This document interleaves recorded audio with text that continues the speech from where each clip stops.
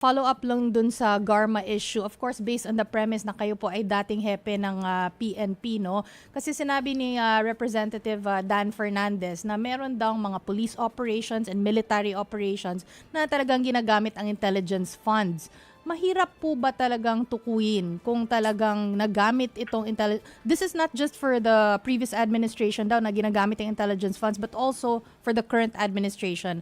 Mahirap po ba bang tukuyin kung ginamit itong mga funds na to for EJK dun sa dating administration? Kasi they're trying to connect this to solidify the case. Yeah.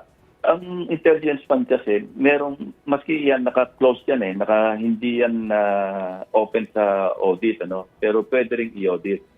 Pero ang paggamit ng intelligence fund, napaka-restrictive yan Kailangan meron kang isasabit na intelligence plan o intelligence project bago ka ma-issuehan ng tinatawag na o mabigyan ng tinatawag na intelligence fund.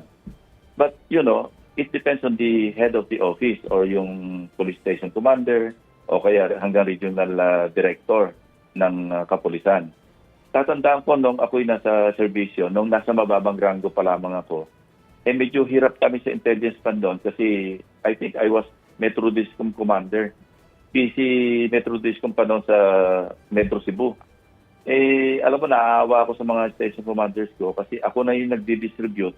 Kasi pag ipapatawag mo sila, nakaka-demoralize yung intelligence fund. Parang 300 pesos lamang isang buwan ang natatanggap ng mga station commanders. So, ginagawa ko noon, ako na yung umiikot sa kanila para ibigay sa kanila kasi kulang pa sa panggasolinan nila yung papunta sa headquarters ng Metro Discom para kunin yung kanilang intelligence fund. Pero gano'n ang naging kalakaran. Minsan, yung mula sa head office, pababa, maraming dadaanan yan minsan, hindi talaga yung tamang amount ang napupunta sa dapat nag-ooperate. Minsan naaabuso. So, yun dapat hindi maiwasan. Dapat kung tutusin nga, dapat i-open niya sa without compromising yung classified information na nakapaloob doon sa intelligence project. Pero dapat yung intelligence fund, dapat ina-account din o ina-audit din. Hindi yung parang sige-sige na lamang. At in the course of time, na-experience din namin to sa pagbusisi sa budget, maski nga yung sa karera ng kabayo, humingi na rin ng confidential in intelligence fund.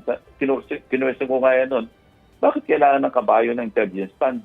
Lahat humingi na ng intelligence fund. Dapat limited yan sa mga law enforcement at saka sa mga intelligence unit.